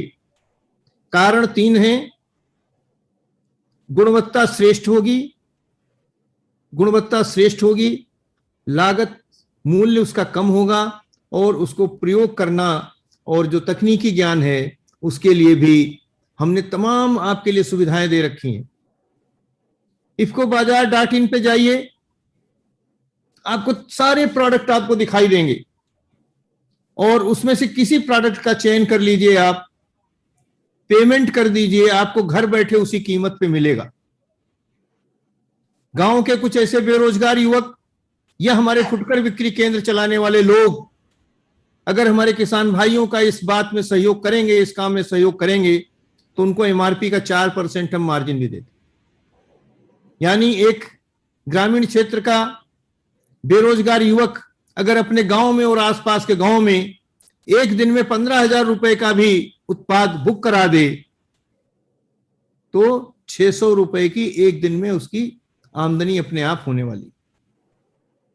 आगे अभी बहुत काम करना बाकी है, ये शुरुआत है और हम अब बिना समय गंवाए हुए कि अब अपने वाइस चांसलर साहब को सुनेंगे और हम अपनी बात को समाप्त करते हैं। यदि कोई सवाल और आ गए हों तो उनके प्रति मैं ज्यादा जागरूक हूं, मुझे लगता कुछ आए हैं। क्यों भाई, बताइए आप लोग, कोई सवाल आया क्या? अनंत निगम लिखते हैं, can calcium sulphate be mixed in it? Doctor Alia. Yes, sir. If it is in liquid form, we can mix it. If it is in a liquid form, we can mix it. If it is like water soluble, we can mix it. We can mix. Sir ji, इसका प्रयोग fungicide या insecticide के साथ हो सकता है, लेकिन कोई विशिष्ट फंजीसाइड या पेस्टिसाइड है तो उसको हमें जांच करके बताना पड़ेगा। सामान्य रूप से प्रयोग किए जाने वाले फंजीसाइड, इंसेक्टिसाइड की लिस्ट हम एक हफ्ते में प्रकाशित कर देंगे जिनके साथ इसका प्रयोग किया जा सकता है। क्यों भाई doctor Alia? Thank you. If immediately rain false, ये देखिए बढ़िया सवाल आया, ये सभी किसानों के काम का है। यदि immediately rain fall, it is still effective, how much holding time on leaves? वैसे तो व्यवहारिक तौर पे अगर इस प्रश्न का जवाब देना हो तो मेरा उत्तर यह होगा, बरसात के समय इसका प्रयोग न करें। जब पानी रुका हुआ हो और ये लगे कि हाँ दिन भर रुका रहेगा या रात भर रुका रहेगा तो आप इसका प्रयोग करें। वैज्ञानिक तौर पे अगर इसका स्प्रे होने के बाद में 6 घंटे तक पानी नहीं बरसता है तो इसका मैक्सिमम पोर्शन यूटिलाइज कर लिया जाएगा। लेकिन मेरा फिर वही उत्तर है, यदि उचित होगा कि 12 घंटे, 14 घंटे, 24 घंटे पानी न बरसे तो बेटर रिजल्ट आएगा और अच्छा आएगा। और भाई कुछ आया अभी? साइलेंसिंग स्प्रे के बाद कितनी दिनों में पानी लगाएं? स्प्रे के बाद पानी लगाने से जब आप पहली सिंचाई करेंगे, पहली सिंचाई में किल्ले निकलने शुरू होते हैं, उसके 1 हफ्ते बाद जब आप यूरिया की टॉप ड्रेसिंग करते थे तो उसी समय आप इसका स्प्रे करोगे। फिर आप दूसरा पानी अपने टाइम से दो, इससे कोई मतलब नहीं है, न कोई नुकसान होने वाला है। तो जो पहली सिंचाई, जैसे गेहूं की फसल है या अभी धान की फसल आएगी, तो सिंचाई धान में तो कोई ऐसी सिंचाई की व्यवस्था जो भी आप करते हो तो उसमें कोई दिक्कत नहीं है। और एक प्रश्न और है। हाँ, सिंचाई के पानी के साथ बूंद बूंद करके डाल सकते हैं क्या? नहीं डाल सकते, हम बिल्कुल रिकमेंड नहीं करेंगे। हम तो केवल रिकमेंड करेंगे इसका फोलियर स्प्रे हो। डालने से कुछ फर्क जरूर आएगा, लेकिन जो लाभ होना चाहिए वो नहीं होगा किसी और तरीके से डालने पे। नैनो यूरिया के स्प्रे का कितने दिनों के बाद असर दिखने लगेगा? नैनो यूरिया का असर तो आपको दूसरे तीसरे दिन से दिखने लगेगा। आप डाल के देखेंगे तो आपको मजा आएगा। और कोई सवाल बचा है? धन्यवाद सक्सेना जी। हाँ, धन्यवाद सर। आदरणीय योगेंद्र कुमार साहब, हमारे विपणन निदेशक महोदय इफ्को नई दिल्ली ने आपको अभी कई बहुमूल्य बिंदुओं पर अपनी जानकारी दी। निश्चित रूप से ये आपके खेती उत्पादन बढ़ाने में प्रभावशाली होगी। अब हमारे बीच ये समय आ गया है, हमारे बीच आदरणीय मुख्य अतिथि महोदय के रूप में डॉक्टर एस के राव साहब हमारे बीच उपस्थित हैं, जो कि वाइस चांसलर हैं राजमाता विजया राजे सिंधिया कृषि विश्वविद्यालय ग्वालियर के। मैं सर आपसे अनुरोध करूंगा कि आप अपना मुख्य अतिथि उद्बोधन हमको दें और हमें प्रोत्साहित करें। सबको नमस्कार। योगेंद्र कुमार साहब, डायरेक्टर मार्केटिंग इफ्को, रमेश टालिया जी जो नैनो टेक्नोलॉजी का जो प्रोडक्ट अभी तैयार किया है इफ्को के लिए, और सुनील सक्सेना जी एंड सोलंकी जी एंड जनप्रतिनिधि एंड कृषि विभाग का अधिकारीगण, वैज्ञानिक, कृषि विज्ञान केंद्र का जितना भी एक्सटेंशन साइंटिस्ट हैं, विद्यार्थी और किसान, और आपका C&F agents and dealers, distributors and farmers and all stakeholders, ये मैं बधाई देना चाहता हूँ इफ्को परिवार को। ये बहुत दिन से हम लोग इंतज़ार कर रहे थे नैनो यूरिया के लिए। ये नैनो यूरिया प्रोडक्ट है, नैनो टेक्नोलॉजी से दुनिया भर में बहुत अनुसंधान हो रहा है अलग अलग एरिया में। जैसी रेलिया साहब ने नैनो जिंक निकाला और न्यूट्रिएंट्स निकाला, इसी तरह का काम किया है। मगर ऑस्ट्रेलिया में, अमेरिका में, कनाडा में, सब जगह बहुत कॉम्पिटिटिव रिसर्च है, फ्रंटियर एरिया ऑफ रिसर्च है ये। क्यों नैनो टेक्नोलॉजी में सब पीछे लगे हुए हैं। बाकी इंसेक्टिसाइड्स में, फंगिसाइड्स में ये काम कर रहे हैं नैनो टेक्नोलॉजी में। नैनो टेक्नोलॉजी में बहुत जगह बहुत सा कंपनीज कॉम्पिटिटिव टेक्नोलॉजीज में, जापान वगैरह सब जगह काम चल रहे हैं नैनो टेक्नोलॉजी। क्यों नैनो टेक्नोलॉजी में काम करना चाहते हैं? सबसे बड़ी बात यह है, जैसी योगेंद्र कुमार साहब ने कहा था, उसमें रमेश जी ने भी कहा था, और इसमें वॉल्यूम कम हो जाती है, वॉल्यूम कम हो जाती है, रॉ मटेरियल का रिक्वायरमेंट कम हो जाती है। नैनो पार्टिकल होने का कारण उसका वो एक्टिव इंग्रेडिएंट का इफिशिएंसी बढ़ जाती है। तो ये सब नैनो टेक्नोलॉजी में अंदर है। अभी नैनो माइक्रोबियल फर्टिलाइजर्स का भी तैयारी चल रहा है दुनिया में। अभी कोई प्रोडक्ट इस तरह का आया नहीं है, और इस तरह का काफ़ी अनुसंधान है। ये अच्छा एरिया है ये किसानों का, जो इनपुट कॉस्ट रिड्यूस करने के लिए, जो फंगिसाइड्स हो, पेस्टिसाइड हो, फर्टिलाइजर हो और ग्रोथ प्रमोटर हो, कोई भी हो, कोई भी प्रोडक्ट नैनो टेक्नोलॉजी के बेस में इमीडिएटली किसानों का कॉस्ट ऑफ कल्टीवेशन रिड्यूस करता है। सबसे बड़ा समस्या ये है अपने जैसे देश में हर बार कॉस्ट ऑफ कल्टीवेशन बढ़ रहा है, फर्टिलाइजर कंजम्पशन बढ़ रहा है, प्रोडक्शन बढ़ रहा है, प्राइस नहीं बढ़ते हैं। अल्टीमेटली किसान को इंक्रीज इन प्रोडक्शन का कारण कोई उतना फायदा मिलना चाहिए, नेट इनकम बढ़ नहीं रहा किसान का। इसलिए इस तरह का टेक्नोलॉजी जरूरत है। और ये नैनो यूरिया के बारे में जो प्रेजेंटेशन जो दिया रमेश जी ने, बहुत अच्छा प्रस्तुत किया है, सारे चीज़ कवर करते हुए किया है। क्यों नैनो टेक्नोलॉजी स्प्रे के लिए भी रिकमेंड करते हैं। जैसे एक ने क्वेश्चन पूछा था जैसे अभी योगेंद्र जी से, जो उसमें ऐसे पानी में मिलाने से क्या होगा, इसमें एब्जॉर्प्शन इंटरेस्ट है मेन। जो फॉलियर एप्लीकेशन जो भी करते हैं, ऑर्डिनरी यूरिया भी फॉलियर एप्लीकेशन करते हैं अभी जो यूज़ करते हैं यूरिया, और इवन DAP फॉलियर स्प्रे करते हैं, जो अपना उसमें उसका कारण क्वालिटी लाने के लिए, ग्रेन क्वालिटी लाने के लिए। मगर ये यूरिया नाइट्रोजन एलिमेंट है, इधर सीरियल क्रॉप हो और लेगुमिनस क्रॉप हो, इसमें प्रोटीन कंटेंट जरूर बढ़ा देती है, बाकी कंपोजिशन बढ़ा देती है। मेजर समस्या क्या है अपना एग्रीकल्चर प्रोडक्शन सिस्टम में? आप गेहूँ ले लो, धान ले लो, पल्सेस ले लो, अपना एग्रीकल्चर प्रोड्यूस का जितना क्वालिटी होना चाहिए उतना क्वालिटी मैनेज नहीं कर पाते किसान। क्यों? वो मिसमैनेजमेंट ऑफ फर्टिलाइजर्स का कारण मेन चीज़ है। और फॉलियर एप्लीकेशन का कोई कभी बात ही नहीं करते हैं। बाकी न्यूट्रिएंट्स तो बहुत इधर उधर डालते रहते हैं, मगर नाइट्रोजन रिक्वायरमेंट सीरियल क्रॉप भी हो, पल्स क्रॉप हो, पल्स क्रॉप में ज़्यादा लगता है, ग्राउंडनट में भी लगता है, जहाँ हाई प्रोटीन कंटेंट जो क्रॉप्स है उसके लिए ग्रेन फिलिंग का बाद अब आप लोगों ने अभी तक अनुसंधान किया था वेजिटेटिव स्टेज के टाइम में कि एक 20 दिन का बात कर लीजिए, 60 दिन का बात कर लीजिए। एक स्टेज और है आगे प्रयोग करने का, इसमें अनुसंधान करने का। ग्रेन फिलिंग स्टेज में बहुत क्रूशियल पीरियड होता है। लेगुमिनस क्रॉप में नाइट्रोजन का स्टार्वेशन हो जाता है। लेगुमिनस क्रॉप नाइट्रोजन फिक्सेशन तो करती है, मगर फ्लावरिंग का बाद एडजस्ट कर लेती है, जो सप्लाई नहीं कर पाता नीचे से, रूट जोन से, जितना नॉड्यूलेशन से जितना भी एग्जॉस्ट हो जाकर स्टार्वेशन शुरू हो जाती है ग्रेन फिलिंग के पीरियड में। सोयाबीन क्रॉप लीजिए, सोयाबीन में हम लोग बहुत अनुसंधान किया, पेपर्स भी पब्लिश है इसमें।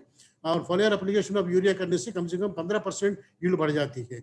वही फॉलियर एप्लीकेशन ऑफ दी जो ये नैनो यूरिया कर लीजिए, really it can do wonders. हम सोचते हैं ये करने का बात है। ये सैंपल से हम कभी हमारा इसमें टेस्ट नहीं किया, हमारा केवीकेस वगैरह में हुआ होगा पता नहीं है, मगर ये 1 साल से टेस्टिंग चल रही है इतना मालूम है हमको। मगर जो पौधा का नाइट्रोजन स्टार्वेशन जब होता है फ्लेवरिंग के बाद, जो ग्रेन एक्युमुलेशन का टाइम में, इवन सीरियल क्रॉप हो, ऑयल सीड क्रॉप हो, इवन पल्स क्रॉप हो, कोई भी क्रॉप हो, उसमें नाइट्रोजन का रिक्वायरमेंट जितना चाहिए उतना नीचे से सप्लाई नहीं हो पाता, जो न्यूट्रिएंट जो अप्लाइड नाइट्रोजन। उसके लिए foliar application it can do wonders. Even yield जो बता रहे हैं 8% बढ़ा है, 5% बढ़ा है, एंड एक्चुअली जो प्रोटीन कंटेंट भी काफी बढ़ जाती है, न्यूट्रिशन जो ग्रेन क्वालिटी सब चेंज हो जाता है उसमें। अब क्वालिटी मेन प्रॉब्लम है अपने एग्रीकल्चर प्रोड्यूस मार्केट करने के लिए। अपना प्रोड्यूस जिस तरह का क्वालिटी होना चाहिए उस क्वालिटी बहुत सी चीज़ों में नहीं आ पा रहे। ये फॉलियर स्प्रे का कारण आ सकता है, जैसे एप्पल में एग्जांपल बताया, गेहूं का ले लीजिए, पोटैश वगैरह देने से और नाइट्रोजन भी सप्लीमेंट स्प्रे करने से गेहूं जैसे का भी क्वालिटी बढ़ा सकते हैं।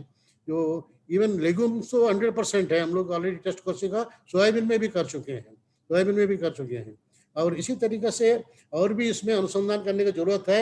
इमीडिएटली किसानों को ये बहुत फायदेमंद का चीज़ है, हम लोग को अच्छा लार्ज स्केल में पॉपुलराइज करना चाहिए। इसमें 3 ऑल स्टेक होल्डर्स बेनिफिटेड है, इसमें किसी का नुकसान नहीं है। पहले स्टेक होल्डर गवर्नमेंट है, गवर्नमेंट के जेब से पैसा जाता है अपना टैक्स पेड मनी। सब्सिडी का कारण यूरिया इंपोर्ट करने का, यूरिया में सब्सिडी देती है, फर्टिलाइजर सब्सिडी में, वो काफ़ी सेविंग हो जाएगा और वो पैसा दूसरा जगह इन्वेस्ट कर सकते हैं सरकार। नंबर 2, किसान का जो यूरिया के लिए मारामारी होती है, जैसे लाइन में खड़े रहना पड़ता है, ढो के लिए जाना पड़ता, लॉजिस्टिक के एग्जाम्पल बता दिया रमेश जी ने, जैसे ट्राली में यूरिया बोरा रख के कितना तकलीफ होता है किसानों को इतना हाई क्वांटिटी में लेके डालने के लिए, और वो रिड्यूस हो जाएगा। Second dose, third dose of urea जो डालते हैं, पहले बेसल डोज जो डालना डाल दीजिए, उसमें डीएपी का माध्यम से नाइट्रोजन जाए, यूरिया के माध्यम से जाए, उसमें कोई बात नहीं, वो तो मिनिमम डोज तो वो देना पड़ेगा। उसके बाद सब्सिक्वेंट एप्लीकेशंस के लिए लाइन लगता है, गवर्नमेंट भी बहुत प्रेशर जनरेट करती है, सेंट्रल गवर्नमेंट को जो अपना शेयर लेने के लिए, नाइट्रोजन के रिक्वायरमेंट, यूरिया के रिक्वायरमेंट पूरा करने के लिए, ये सब चीज़ अपनों को प्रेशर कम कर सकते हैं। इसमें ये तो बॉटल में ले जा सकते हैं, जेब में रख के ले जाएगा किसान, ज़्यादा झोला में रख के ले जाएगा, अपना साथ ले जाएगा, ना ट्राली लाने का ना ट्रक लाने का, ये सब झंझट नहीं रहता है। और एप्लीकेशन का पॉइंट ऑफ व्यू से स्प्रे से अप्लाई कर सकते हैं, और इवन पावर स्प्रे से भी कर सकते हैं। और बाकी जो नॉजिल्स जिनने बताया, जिनने अभी इस प्रेजेंटेशन में नहीं बताया, किसान क्या करते हैं, इंसेक्टिसाइड्स का, फंगिसाइड का, पेस्टिसाइड का, हेर्बिसाइड का एक ही नॉजिल यूज करते हैं। फ्लैट नॉजिल जैसे हेर्बिसाइड के लिए यूज करते हैं। फ्लैट नॉजिल्स का कारण क्या होता है, पार्टिकल का डिस्पर्समेंट ठीक हो जाती है फॉलियज में, एब्जॉर्प्शन भी डायरेक्ट जल्दी जाता है। एंड नैनो पार्टिकल का जो एक्टिविटी रमेश जी ने जो कहा है, और एक बार इसका पेनिट्रेशन कैपेसिटी, उसका एब्जॉर्प्शन कैपेसिटी पौधा का ज़्यादा होने के कारण, जैसा एब्जॉर्प्शन शुरू हो गया, पार्टिकल बड़ा होने से जल्दी एब्जॉर्प्शन नहीं होता, इट टेक्स टाइम। पार्टिकल छोटा होने से इमीडिएटली स्टोमेटा के माध्यम से जाएगा, उसको अपना एक्टिविटी शुरू कर देगा, सेल्स बनाना, उसको पूरा बूस्ट अप करती है। ये जो बूस्टर जैसी आप लोग ग्रोथ प्रमोटर्स वगैरह यूज करते रहते हैं एग्रीकल्चर में, जो बहुत सारे डीलर्स भी, कंपनीज भी आप लोग भी भेज रहे हैं, और उसी तरीका ये नाइट्रोजन जो नैनो पार्टिकल्स क्या करती है, पूरा सेल मेटाबॉलिज्म वगैरह का एकदम बूस्ट करती है। उसका कारण क्या होता है, सॉइल में जितना भी न्यूट्रिएंट्स हैं, अवेलेबल न्यूट्रिएंट्स, अब जो बता रहे हैं नेक्स्ट स्लाइड में, इतना न्यूट्रिएंट्स बढ़ गया, कहाँ से बढ़ा है, वो ये सेल मेटाबॉलिज्म वगैरह फास्ट ट्रैक होने के कारण, ग्रोथ पिकअप करने के कारण वो पुलिंग कैपेसिटी बढ़ जाती है, न्यूट्रिएंट रिक्वायरमेंट, प्लांट रिक्वायरमेंट बढ़ के सीधा ग्रेन में एक्युमुलेशन में जाता है उस टाइम में। वो इनिशियली स्प्रे करने से वो नहीं होता। जो लेटरल वाले जो स्प्रेस हैं वो भी अभी ट्राई करना चाहिए, इसमें फ्लावरिंग का बाद भी ट्राई करना चाहिए। वो जिस टाइम में एक्चुअली न्यूट्रिएंट एक्युमुलेशन जितना होना चाहिए ग्रेन में उतना नहीं हो पाता है, जमीन में होने के बाद भी, और भी क्वालिटी इसमें बढ़ाने का संभावना है। रिजल्ट्स काफी अच्छा रिजल्ट्स है ये। इवन 2 स्प्रेस आप लोग जैसे रिकमेंड कर रहे हैं 30 डेज में, आफ्टर द 20 डेज में, उसके अलावा भी इसका अनुसंधान करने का आगे है। प्री फ्लावरिंग स्टेज, फ्लावरिंग के बाद pod initiation and grain formation stage, that is बहुत क्रूशियल है, क्रिटिकल एनी क्रॉप। एंड उस स्टेज में आप लोग को एक स्प्रे भी रिकमेंड करके आप देख लीजिए, ट्रायल करके अनुसंधान करके देख लीजिए। एंड जो कॉस्ट ऑफ इन्वेस्टमेंट के हिसाब से रिटर्न्स बहुत अच्छा आएंगे, क्वालिटी भी होगा, तो जो फूड में जो न्यूट्रिएंट्स एक्युमुलेशन बहुत अच्छा रहेगा। हमने इस लाइन में काम कर चुका हूँ, grain nutrient accumulation in the grains, and इसमें सोरगम इस क्रॉस में बहुत अंतर पड़ता है, क्योंकि बैलेंस्ड फूड का बात करते हैं, क्वालिटी फूड का बात करते हैं, अवेलेबिलिटी ऑफ द जो zinc and iron content, nutri rich cereals and legumes का बात करते हैं। ये सब वो अवेलेबल न्यूट्रिएंट्स वगैरह पूरा मैक्सिमम क्वालिटी उसमें एक्युमुलेशन होने का संभावना रहता है। ग्रेन क्वालिटी बदल जाती है, न्यूट्रिशनल क्वालिटी बदल जाती है, उसका मार्केट वैल्यू बढ़ जाती है। ये सब एडवांटेजेस है ग्रेन के लिए। अभी अपना लॉन्च करने के बाद किसान यूज करना शुरू करेगा तो अपने तरीके से निकालेगा, बहुत फायदा होगा इसका हर तरीके से। ऐसी नहीं है, और बहुत साल से, बहुत दिन से इंतजार किया।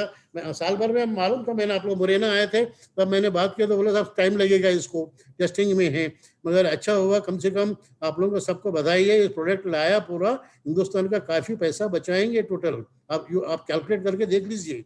Second dose, third dose of urea किसान नहीं खरीदने की जरूरत नहीं पड़ती है कोई भी फसल में। टोटल सेविंग कितना करोड़ों रुपए का सेविंग हो जाती है, सब्सिडी में जा रहा है। और ये सभी के लिए बेनिफिट है, ये सभी के लिए बेनिफिट है। किसानों के लिए specially the cost of production वगैरह रिड्यूस हो जाएगा, हैंडलिंग चार्जेस वगैरह नहीं लगेगा, क्वालिटी इंक्रीज होगा, हायर प्राइस मिलेगा प्रोड्यूस को, नेट प्रॉफिटेबिलिटी बढ़ाने का संभावना है इसमें। और अनुसंधान करके, जैसे लॉन्ग ड्यूरेशन क्रॉप्स है, किसी ने पूछा था हल्दी के लिए, टर्म इसमें जिंजर के लिए क्या हो सकता। जो nitrogen requirement crops 160 kilo 180 kilo nitrogen requirement है साल भर में, उन क्रॉप्स के लिए तो स्प्रे कर लो, 10 बार स्प्रे करो, एंड एक बार बेसल डोज डाल दो, उसके बाद स्प्रे करते रहो और उसका न्यूट्रिएंट एक्युमुलेशन होता रहेगा, ट्यूबर्स अच्छा बन जाएंगे। और ऐसे नहीं है, इसको बहुत अपना कंट्री में ये ऐसा 160 वेजिटेबल्स है एंड अबाउट 30-40 ट्यूबरस क्रॉप्स है। दुनिया भर का बायोडाइवर्सिटी है, जो large number of crops grow करते हैं इस कंट्री में। एंड ये इस तरीका टेस्टिंग सारे क्रॉप्स में तो कर नहीं सकते हैं। अभी काफी आप लोग प्रयास किया, 90 क्रॉप में टेस्ट किया, 1100 डेमोन्स्ट्रेशन किया, ये बहुत वैलिड डेटा जनरेट हुआ है, मतलब इसका एफिकेसी पता चल गया है। एंड किसी क्रॉप में भी काम करेगा ये, फ्रूट क्रॉप्स हो, वेजिटेबल्स वगैरह में तो it can really do wonders. Vegetables में स्पेशली शॉर्ट ड्यूरेशन क्रॉस में, लॉन्ग ड्यूरेशन क्रॉस में बहुत स्कोप है, उसमें भी स्कोप है, जो ट्यूबरस क्रॉस में स्पेशली। हर चीज में प्रोटीन बढ़ेगा, नाइट्रोजन एब्जॉर्प्शन होने के कारण जो एंड प्रोडक्ट में जो हार्वेस्टेबल प्रोडक्ट जो प्रोड्यूस रहता है, ग्रेन हो, दाल हो, जो भी हो, जो सीरियल हो, कोई भी क्रॉप हो, ऑयल सीड हो, इवन ऑयल सीड में भी नाइट्रोजन का रिक्वायरमेंट काफी जरूरत पड़ती है। एंड सीड साइज भी बढ़ जाती है, तो साइज बढ़ना, क्वालिटी बढ़ना, कंटेंट बढ़ना एंड थोड़ा फिजिकल क्वालिटी अच्छा दिखना, ये सब चीज का फॉलियर स्प्रे का कारण एडवांटेज मिल जाएगा। और आप लोगों को पुनः मैं बधाई देता हूँ, और इसका और भी इसका अनुसंधान करके देख लीजिए किसानों को फायदा के लिए। और एक स्टैंडर्ड पैकेजेस क्रॉप वाइज बन जाता है। सपोज टर्मरिक में कितना स्प्रे करना चाहिए, जैसे आपने धान में किया, गेहूं में किया एंड मेज में, ये 3 मेजर फूड सिक्योरिटी क्रॉप्स है अपना कंट्री के लिए, मैक्सिमम एरिया है, बाकी सब माइनर क्रॉप्स है। और सारे क्रॉप्स में धीरे धीरे करके देखना चाहिए, पोटैटो वगैरह इन चीज़ों में देखना चाहिए क्या हो सकता है। और specially high nitrogen requirement crops है, शुगर केन है, ये चीज इसमें भी करके आगे पीछे डोज 22 डोज रिकमेंडेशंस जाना चाहिए, यूनिवर्सिटी से भी, इफ्को से भी, और कहीं से भी हो, इसको टेस्ट करके वैलिडेशन करके। बाकी अभी ऐसा चाहिए this product can be used in कोई भी क्रॉप में यूज कर सकते हैं, कोई दिक्कत नहीं है उसमें, किसान निसंकोच। और आप यूज करिए, आप लोग मार्केटिंग शुरू करिए और किसानों का बेनिफिट हो जाएगा। एंड इस देश का काफी पैसा दूसरा तरीका से बच जाएगा, दूसरा लाइन में यूज कर सकते हैं वो पैसा, इसमें फर्टिलाइजर सब्सिडी में करने की जगह। बहुत बहुत धन्यवाद है आप लोगों को, पुनः धन्यवाद देता हूँ इफ्को परिवार का, ये ऐसे प्रोडक्ट जल्दी से शॉर्ट पीरियड में ले आया है, अदरवाइज बहुत लंबा थोड़ा टाइम लगता है इन चीज़ों में। टेक्नोलॉजी डेवलप होने के बाद भी तो रेगुलेटरी सिस्टम से कन्विंस करना, पॉलिटिकल लीडरशिप को कन्विंस करना, ये सब करने में टाइम लगता है चीज़ों को।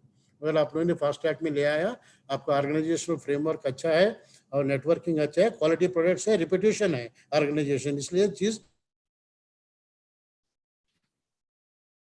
थैंक यू वेरी मच, बहुत बहुत धन्यवाद पुनः, thank you sir. I want to make one request to you sir.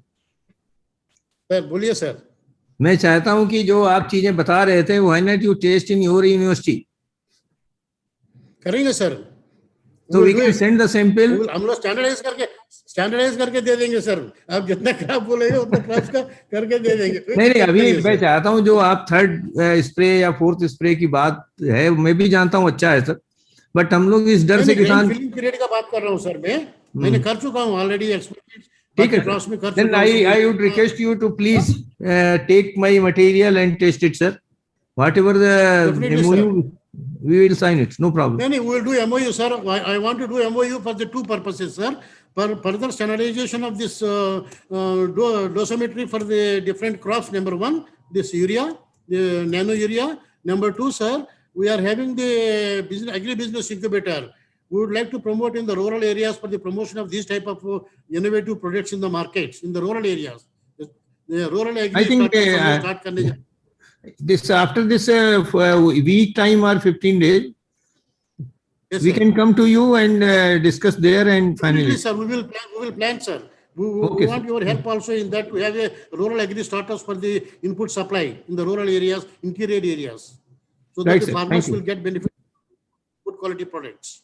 Thank you, sir. We will be in touch with you, sir. Thank you. Okay, thank you very much, sir. बहुत बहुत धन्यवाद sir. धन्यवाद doctor SK Rao साहब, आपने अपना बहुमूल्य समय हमको दिया और हमारा आतिथ्य स्वीकार किया, इसके लिए हम आपके आभारी हैं। और साथ ही साथ आपने हमारे को किसानों से संबंधित, देश से संबंधित जो फायदे इससे होंगे उसके बारे में प्रकाश डाला।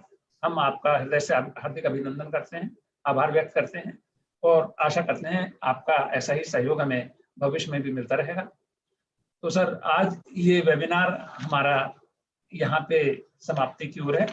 मैं एक बार आप सभी अतिथियों का, सभी किसान भाइयों का और इस वेबिनार में जुड़े समस्त हर शख्सियत का हार्दिक स्वागत करता हूं, अभिनंदन करता हूं, वंदन करता हूं। आपने अपना बहुमूल्य समय दिया, इसके लिए धन्यवाद।